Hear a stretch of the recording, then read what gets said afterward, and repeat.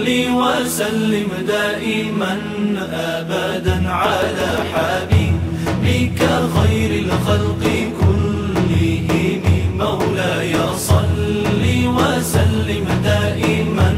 أبدا على حبيبك خير الخلق كلهم محمد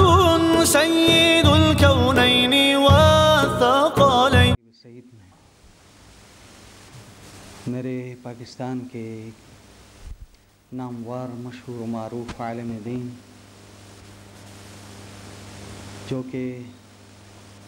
الحمدللہ حلقہ اہل سنت میں محتاج تعارف نہیں، جن کے قلم سے صحیح مسلم شریف جو بخاری شریف کے بعد اہل اسلام کے ہاں بڑی قدر و قیمت والی حدیث کی کتاب ہے، بخاری اور مسلم کا آپ نے نام سنا ہے، شارح مسلم شریف کہ 6 بڑی ضخیم جلدوں کے اندر آپ نے اس کی شرح لکھی ہے، اور اس کے علاوہ دیگر حضرات دائیں بائیں کے لوگوں کی تردید میں اور اس قسم کے دنداں شکن جواب مقالات کی صورت میں، تصنیف و تالیف کی صورت میں دیے ہیں. الحمدللہ اس نسبت سے یہ سرمایہ اہل سنت ہیں، اور میں تو اپنی دیسی زبان میں کہا کرتا ہوں کہ اے اللہ تعالیٰ ہم جیسے نالائقوں کی زندگی اور لائف اور عمر بھی رب تعالیٰ ایسے علماء کو عطا فرما کہ جن کے طفیل سے دین مصطفیٰ زندہ ہے، اور آج انہی کے دم قدم سے گلستان رسول پاک صلی اللہ علیہ وسلم کے اندر بہاریں ہیں، اور یہی وہ علماء ہیں کہ جن کو دیکھ کر کے، جن کو سن کر کے، جن کی ہم نشینی اور معیت اور مجلس میرے نزدیک عبادت سے کم تر نہیں. تو آج اللہ تعالیٰ نے فضل فرمایا، میری اور آپ سبھی بھائیوں کی خوش قسمتی ہے کہ پاکستان کے ہمارے مشہور اور معروف مدرس، مقرر اور محرر، صاحب التحریر اور صاحب تصانیف کثیرہ حضرت علامہ مولانا غلام رسول صاحب سعیدی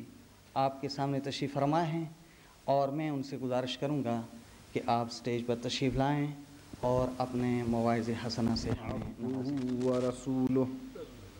اما بعد فاعوذ باللہ من الشیطان الرجیم بسم اللہ الرحمن الرحیم.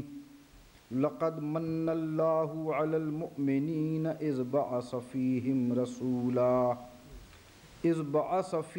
رسولا من انفسہم یتلو علیہم آیاتہ ویزکیہم ویعلمہم الکتاب والحکمہ وإن كانوا من قبل لفی ضلال مبین. صدق اللہ مولانا العلی العظیم وصدق رسولہ النبی الامین الکریم ونحن علی ذالک لمن الشاہدین والشاکرین والحمد للہ رب العالمین. اللہم صل علی سیدنا مولانا محمد وعلی آل سیدنا و مولانا محمد واصحاب سیدنا و مولانا محمد وبارک وسلم وصلی علیہ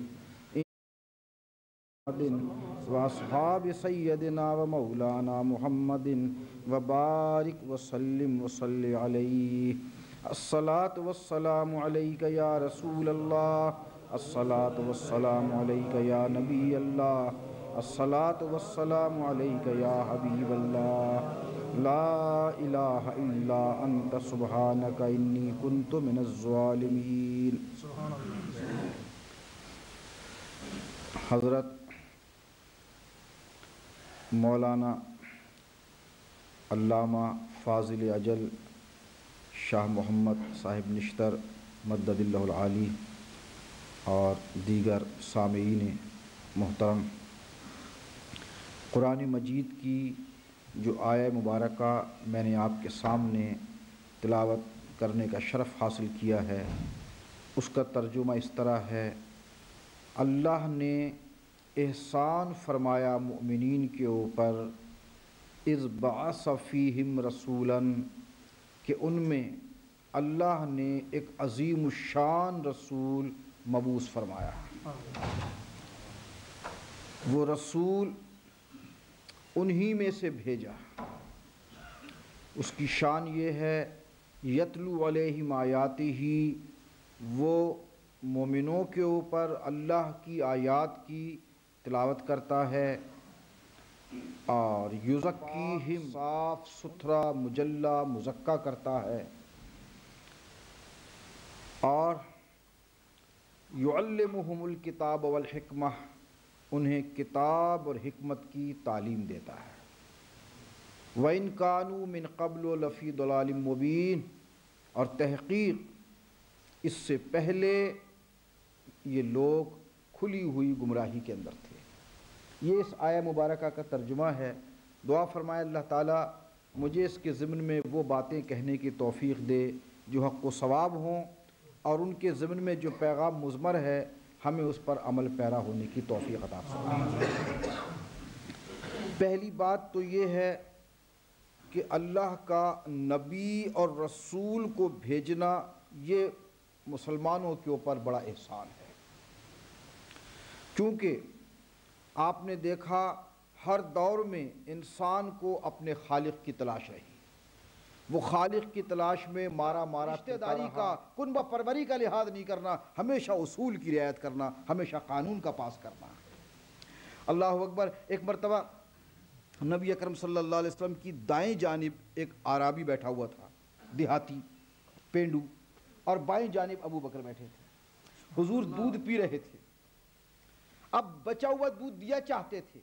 حضرت عمر رضی اللہ تعالیٰ عنہ کو خیال آیا کہ حضور تو اپنی عادت کے مطابق، اصول کے مطابق دائیں جانب والے کو دے دیں گے، دائیں جانب سے ایک بدو بیٹھا ہوا ہے، ابو بکر بائیں جانب ہیں،